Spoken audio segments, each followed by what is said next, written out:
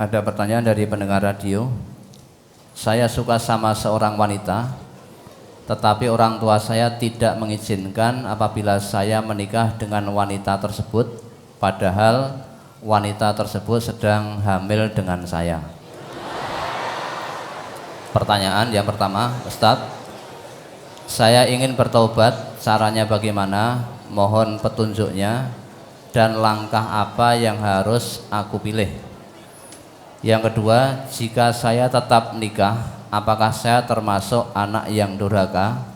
Karena saya didesak dari keluarga si wanita tersebut dan mohon nasihatnya agar orang tua saya memberi izin. Kemudian yang ketiga, apabila seorang wanita yang sedang hamil itu kalau dinikahi tidak sah pernikahannya, apa itu benar? Nah, kamu itu belum nikah kok ya menghamili, maksudmu gimana? Ya toh? Ketika kamu akan berbuat begitu, apa yang kamu janjikan? Mesti kamu janji, saya nanti tanggung jawab, gitu kan? Tanggung jawab itu seolah-olah anggere wis dihamil dinikahi itu menunjukkan tanggung jawab. Itu kan? Kalau dalam Islam tidak ada. Ya toh? Wanita hamil dinikahi itu tidak ada. Apalagi hamil karena zina kok dinikahi. Dalam Islam tidak ada. Adanya wanita hamil karena zina, adanya dihukum cambuk kalau dia gadis. Dicambuk 100 kali di muka umum gini. 100 kali. Kalau wanita hamil ya karena zina sedang dia sudah nikah, hukumannya dirajam sampai mati. Dah pilih mana? Dicambuk apa dirajam? Kalau dinikah cara Islam nggak ada. Aturan Islam nikah hamil itu nggak ada.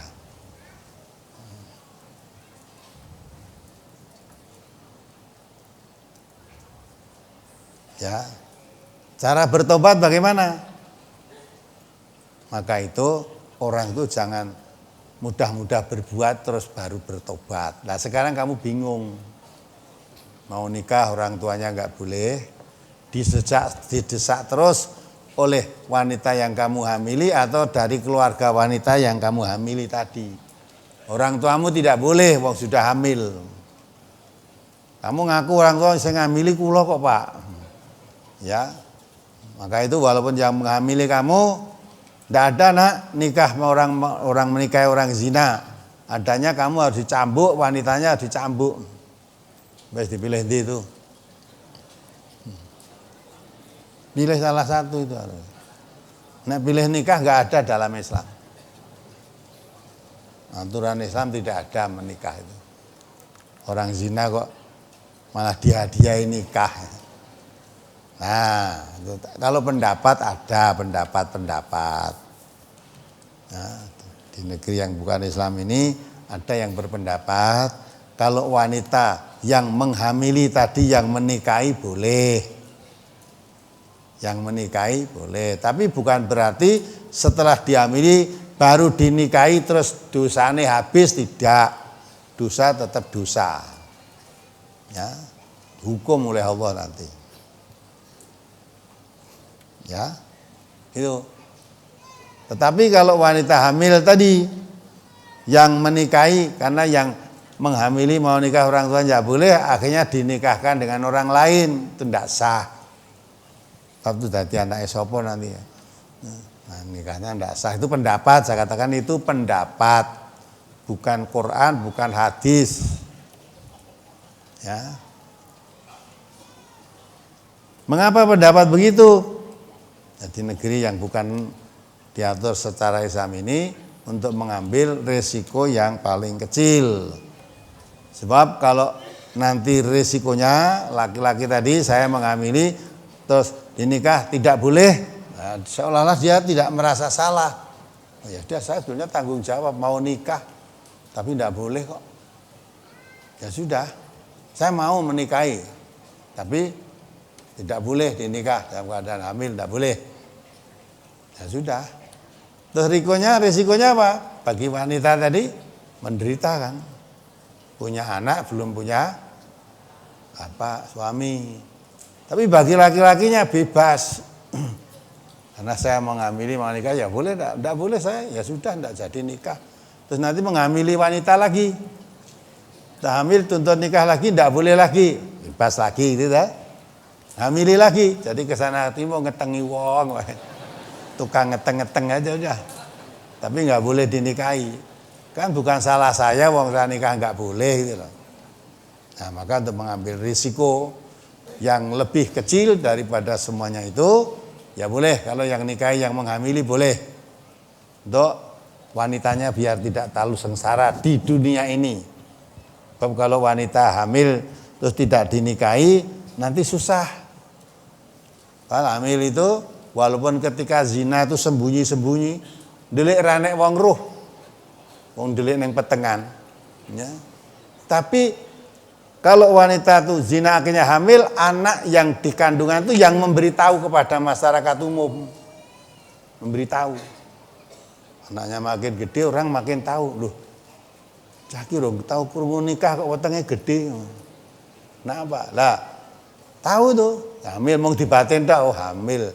Rawanite kok, lah ngerti-ngerti melahirkan. Tenan toh? Oh, Pak itu hamil belum nikah. Jadi kumpul kebu apa kumpul asu. Orang mengatakan mungkin jare kumpul kebu. Jane ya kumpul asu ya ngono. Maksudnya kumpul kebu itu kumpul yang belum nikah. Apa anjing ada nikah? Ya enggak ada. Mesake kebune nggo sasaran terus. Maka saya dialihke itu kumpul asu gitu loh. Asu ya ora nikah kok. Kok mung kebu wae. Ya. Nah, setelah menikah, lahir tidak punya suami. Nanti kalau ada orang mau menikahi dia, mesti ditekani kalau nak IP gadis apa janda. Nek ngomong gadis, lah itu anaknya siapa itu? Nah, kalau mengatakan janda karena sudah punya anak, ditanya surat cerainya mana? Bingung nggak? Jadi yang wanita dalam keadaan kebingungan di dunia sudah rekoso.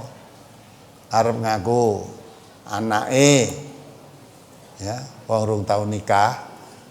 Orang ngaku anake, nyet yo anake tenan.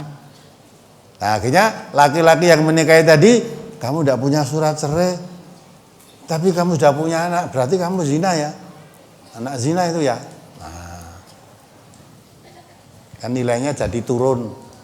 Gadis punya anak belum nikah dengan janda punya anak dalam arti nikah atau dicerai suaminya namanya janda, itu nilainya masih lebih berharga janda. Janda punya anak cerai, berarti nikahnya resmi halal. Tapi kalau gadis punya anak berarti kumpul kebu tadi. Masa dengan kumpul kebu ya gelem gitu. Nah, laki-lakinya kalau tidak dinikahkan, wah harus masa bangga. Bebas aku. Nah, itulah maka diambil madharat yang paling kecil. Kalau di Indonesia ini ada pendapat kalau yang menikahi yang menghamili boleh. Kalau yang nikahi yang tidak menghamili tidak boleh. Itulah. Kalau dari tuntunan Islam tidak ada. Adanya tinggal dua pilihan. Kalau gadis atau joko cambuk 100 kali. Kalau sudah nikah dirajam, pilih yang mana kamu.